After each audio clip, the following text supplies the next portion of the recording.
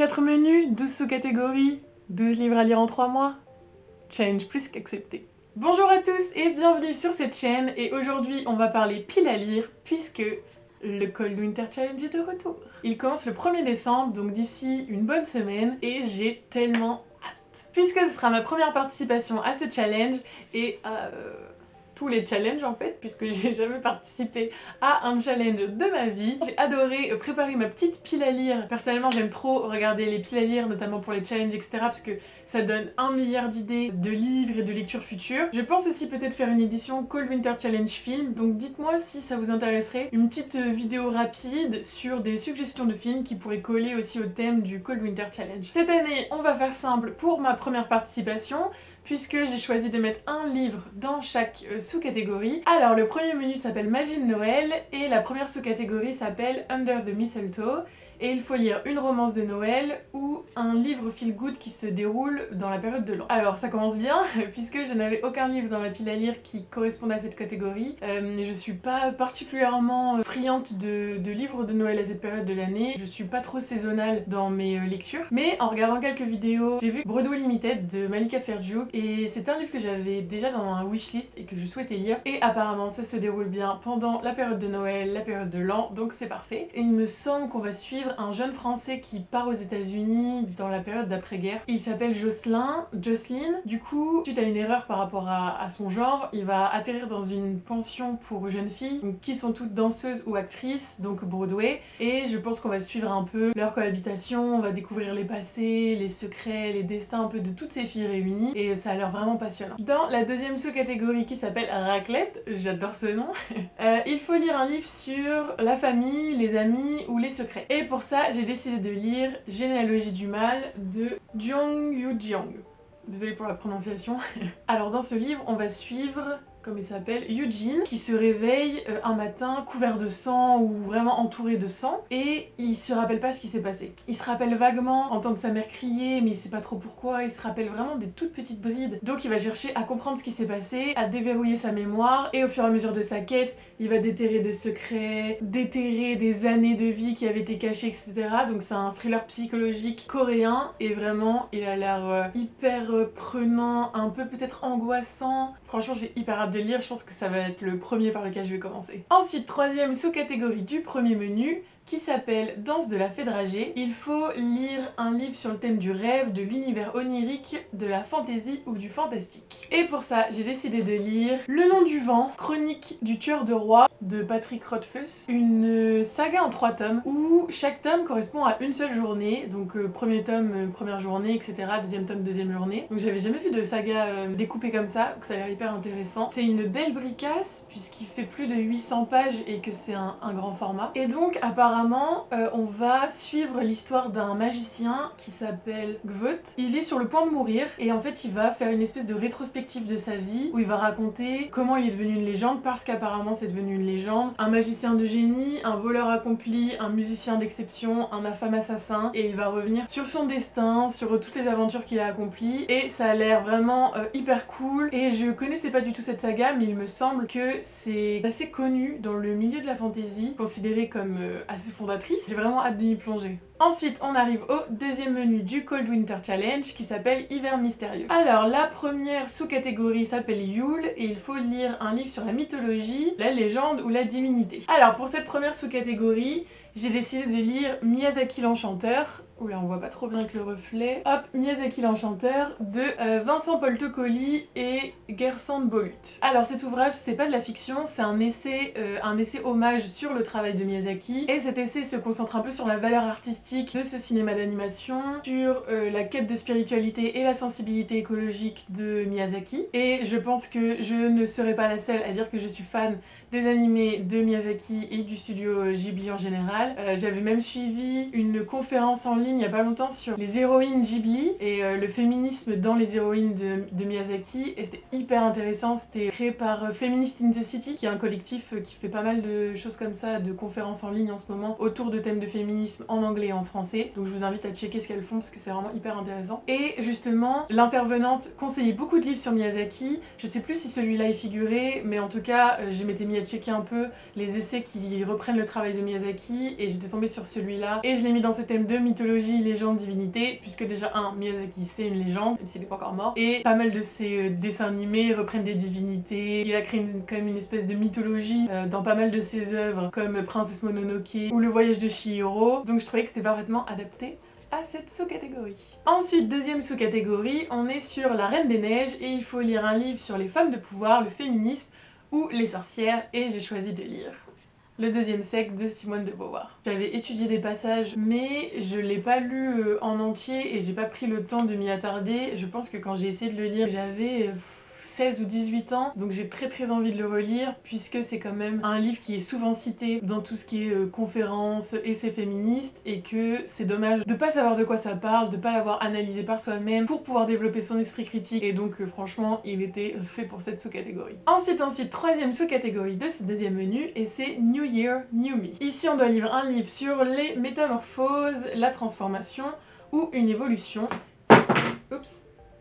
J'ai donc choisi de lire Mon dîner chez les cannibales de Ruwen Ojian. C'est aussi un essai, toujours pas de fiction. Je sais plus comment j'avais découvert ce livre et pourquoi j'avais eu envie de le lire. Ah si, je l'avais découvert dans le podcast Book Club. C'est des petits podcasts format 10-15 minutes maximum où des journalistes de Louis Média vont interviewer des femmes, donc c'est uniquement des femmes, à propos de leur lecture et de leur approche de la littérature. Donc il y a des écrivaines mais pas seulement, il y a aussi des dessinatrices, il y a des actrices, il y a des chanteuses, des personnalités féminines assez fortes dans le monde actuel de la culture. Et l'une des invitées avait parlé de Ruwen Ojian et avait vraiment beaucoup conseillé ses livres par rapport à justement la vulgarisation philosophique et les approches philosophiques hyper abordables qu'il développait dedans, et ça m'avait vachement intriguée. J'adore les livres de vulgarisation philosophique, je trouve que c'est une manière hyper abordable de comprendre un peu les principaux axes de pensée des philosophes. On étudie énormément les philosophes de l'Antiquité, les philosophes du 18e, 19e siècle, mais que les philosophes contemporains sont un peu laissés de côté, alors qu'il y a des choses hyper intéressantes qui se font. J'avais vraiment beaucoup envie de le lire.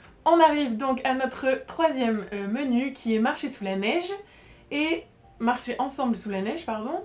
Et la première sous-catégorie, c'est Reine du Père Noël. On doit lire un livre sur le thème des animaux, de la nature ou de l'écologie. Moi, j'ai décidé de lire Dernière fleur avant la fin du monde de Nicolas Cartelet, que j'ai pas encore. Et c'est une espèce de dystopie, il me semble, où on va évoluer dans un monde où les abeilles ont disparu. J'en sais pas du tout plus, je me souviens juste de ça et j'ai pas trop envie de relire le résumé, mais c'est hyper intéressant puisque la disparition des abeilles, c'est un problème écologique qui nous concerne vraiment actuellement, où beaucoup de scientifiques disent que le jour où les abeilles auront disparu, en fait l'écosystème de la planète Terre va pas réussir à survivre sans les abeilles. Quand on parle de catastrophes potentielles futures, on a un peu du mal à se projeter et à se dire bon, c'est vraiment urgent, il faut qu'on agisse maintenant. Et je me suis dit que lire un livre sur ce sujet, ça serait bien pour ma propre éducation écologique. Puisque on peut toujours faire mieux et on peut toujours s'améliorer, chaque petit geste compte. Ensuite, la deuxième sous-catégorie, c'est Aurore boréale, et on doit lire un livre d'aventure sur le voyage ou sur des périples. J'ai donc choisi de lire le fameux Dune de Frank Herbert en lecture commune avec les abonnés de Quentin de la chaîne Cornelius, parce que j'ai jamais fait de lecture commune et que quand j'ai vu qu'ils allaient lire celui-ci, je me suis dit ok, let's go, c'est parfait en plus pour le Cold Winter. Et je m'étais en plus en octobre procuré cette édition absolument ouf en hardback de Dune, parce que je sais que c'est un classique de la littérature de l'imaginaire et que je l'ai jamais lu. J'ai un oncle qui est fan de littérature de l'imaginaire et à chaque fois il me demande t'as vu Dune? Non, je n'ai toujours pas lu Dune, et il me dit mais qu'est-ce que tu attends? Je ne comprends pas ce que tu attends. Tu ne peux pas continuer à lire de l'imaginaire sans avoir lu Dune, parce que c'est fondateur et qu'il y a tellement de choses qui font référence ou tellement de choses qui s'y rapportent que ça serait quand même dommage de louper cette grille de lecture là. Et donc enfin en 2020, ça sera fait. On continue donc avec la troisième sous-catégorie de ce troisième menu qui s'appelle Carol of the Bells, et il faut lire un roman choral ou un livre avec différents points de vue. Et j'ai décidé personnellement de lire le premier tome de Vernon Subutex de Virginie Despentes. Ça c'est un coffret que j'ai acheté chez Gilbert Joseph qui reprend les 3 tomes de la trilogie de Vernon Subutex. Et donc il me semble, alors je suis pas du tout sûre, donc là c'est un peu un coup de joker que je prends, mais il me semble que c'est une trilogie chorale, que c'est écrit comme un roman choral avec plusieurs points de vue différents, mais je suis pas du tout sûre. Et en fait j'y vais complètement à l'aveugle, puisque quand j'ai cherché quoi mettre dans cette catégorie roman choral, j'ai tapé liste meilleurs livres roman choral je crois, et j'ai regardé les listes Sens Critique, Babelio, des choses comme ça, et j'ai vu que Vernon Subutex était dans une de ces listes, et comme je l'avais et que je venais de l'acheter, je venais d'acheter la trilogie et que je voulais absolument le lire, je me suis dit ok bingo, je mets ça dedans. Mais je sais pas de quoi ça parle, je sais juste que c'est une des plus connues de Virginie Despentes, qu'il y a même une BD qui va sortir ou qui vient de sortir sur cette histoire. Et j'adore Virginie Despentes, j'ai lu pas mal de ses livres, King Kong Theory, j'ai lu Baise-moi, j'ai lu Baby, je crois qu'il y en a un avec Baby, je sais plus. Et à chaque fois j'ai adoré. C'est, je pense, soit on aime ou on n'aime pas, parce que c'est quand même un style qui est très cru, qui est très direct. Vraiment, elle édulcore rien, Virginie Despentes. En fait, c'est vraiment le genre de livre où tu le refermes et tu te dis waouh, je viens de me prendre une claque du futur. Elle est vraiment sans tabou, elle est sans hypocrisie, et franchement, je trouve que sa littérature fait du bien. On peut pas lire que ça, mais ça fait du bien. Ensuite, quatrième et dernier menu de ce Cold Winter Challenge, qui est Hiver Obscur. Alors la première sous-catégorie s'appelle Fantômes des Noëls passés, et il faut lire un livre sur les fantômes, les revenants, les voyages temporels ou le jeu avec les époques. Et pour ça, j'ai décidé de lire La Gardienne du Chardon de Lorraine Bell.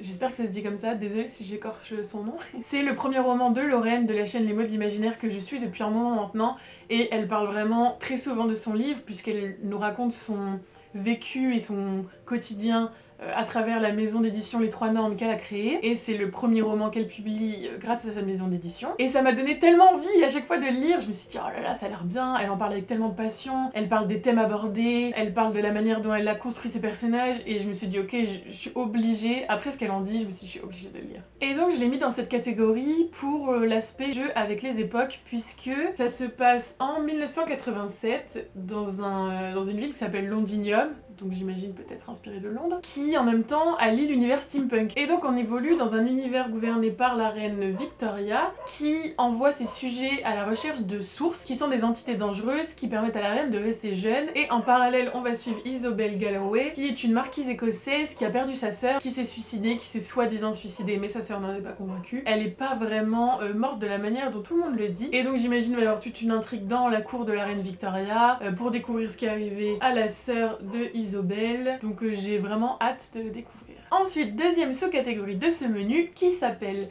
Frissonner sous un plaid, il faut lire un livre d'horreur, d'épouvante, un thriller ou un livre à suspense. Et pour cette sous-catégorie, j'ai décidé de lire le tome 3 de l'incroyable série de manga Monster. Alors là, c'est une édition de luxe, donc une édition qui reprend plusieurs tomes du manga à l'intérieur. Il me semble que dans les éditions de luxe, il y en a 9, si je dis pas de bêtises. Et donc ils sont assez gros, je sais pas combien de pages ils font.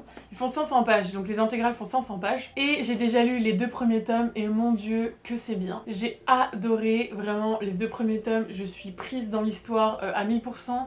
D'ailleurs, je viens de finir le tome 2 hier, et j'ai pas du tout envie d'attendre le Cold Winter Challenge pour lire le 3, mais je fais durer le plaisir, il n'y a que 9 tomes, je suis déjà quasiment au 3e, donc il faut attendre, j'ai pas envie de finir cette saga trop vite. Alors dans cette saga, on va suivre le Dr Tenma, qui est un médecin japonais qui travaille en Allemagne et qui est promis à un futur rayonnant puisque c'est le meilleur chirurgien que tout l'hôpital a. Et donc un jour, il est en train de travailler et puis il y a une femme turque qui l'aborde dans l'hôpital et qui en pleure, et qui lui dit pourquoi vous avez pas pu sauver mon mari, pourquoi vous avez pas pu sauver mon mari. Et apparemment son mari est mort puisque un chanteur d'opéra très important est arrivé à l'hôpital en même temps que lui, et donc même si ce monsieur turc était arrivé avant le chanteur d'opéra, la politique oblige, c'est le chanteur d'opéra qui a été traité en priorité, et donc le docteur Tenma a opéré le chanteur d'opéra et non ce monsieur turc, et donc il est mort.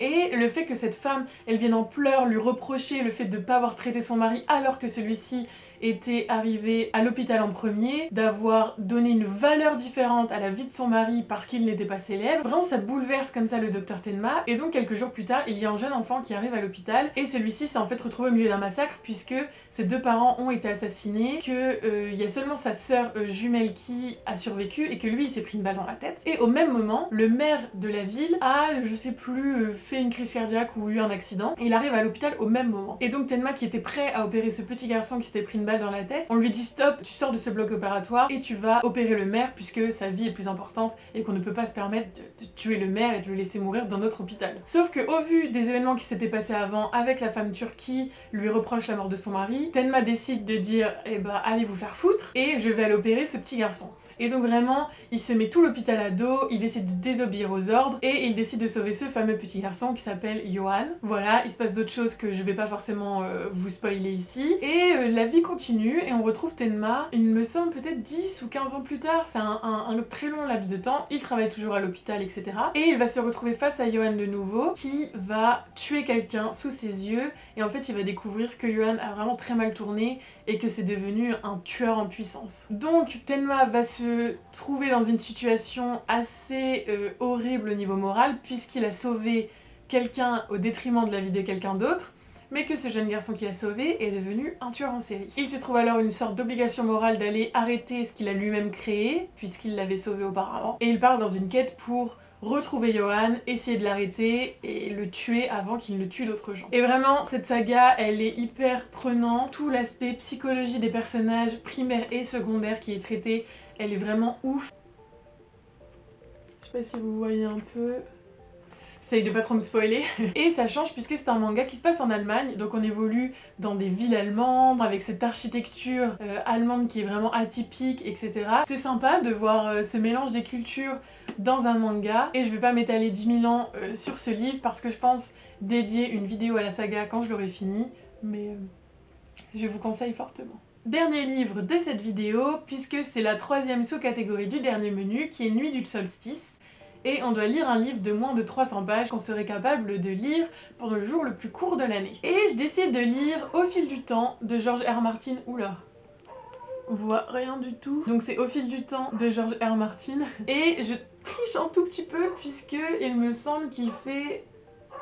Ah non, 300 pages tout pile. Donc je suis vraiment limite banquerante dans cette sous-catégorie. Et c'est un recueil de nouvelles. Donc c'est un recueil de nouvelles de George R. Martin qu'il a écrit avant Le Trône de Fer. Et donc j'ai déjà lu un recueil de nouvelles de lui qui était dans la même édition qui s'appelait La fleur des vers, la fleur de verre, la fleur des sables. Je sais plus trop. Je crois que La fleur des sables c'est autre chose, je confonds. Et j'avais vraiment beaucoup aimé. Il y avait des nouvelles de fantasy, des nouvelles de science-fiction. C'était assez court, c'était très prenant. Il arrivait à installer des univers sur ces formats très courts de moins de 10 pages parfois sur les nouvelles. Puisque je crois qu'il y a à peu près 7 nouvelles par recueil. Donc c'est des formats vraiment très courts. Et à chaque fois j'avais adoré. On retrouve sa petite touche fantasy fantastique qui fait ressortir aussi parfois les pires défauts de la nature humaine, un peu comme dans Game of Thrones. Et notamment, il y avait un truc que j'avais trouvé hyper intéressant, c'était qu'il y avait une première nouvelle, et tout à la fin, on a cette même nouvelle, mais que George R. Martin a retravaillé 5 ou 10 ans après. Et donc on voit les différences, on voit comment il a maturé son histoire, on voit comment il a décidé de la modifier pour qu'elle soit encore plus fantasy fantastique, on voit que vraiment il avait trouvé son style entre temps, on voit que sa plume elle est plus riche, et j'ai trouvé ça hyper intéressant de voir l'évolution de ce processus d'écriture et comment on peut au début avoir l'idée d'une histoire et puis des années après en tant qu'écrivain avoir la sensation ou l'envie de lui apporter une seconde vie et de la remettre au goût du jour et de la réadapter par rapport à son style. Et je lui fais confiance pour ce nouveau recueil de nouvelles.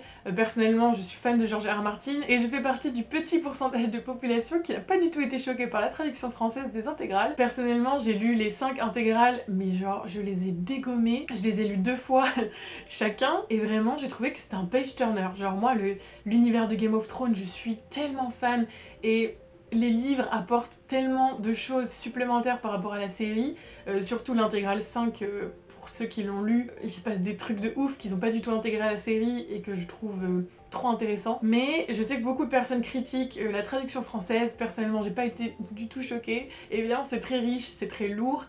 C'est un style un peu médiéval quoi, ça se passe à un temps où il y a des chevaliers, des trucs comme ça.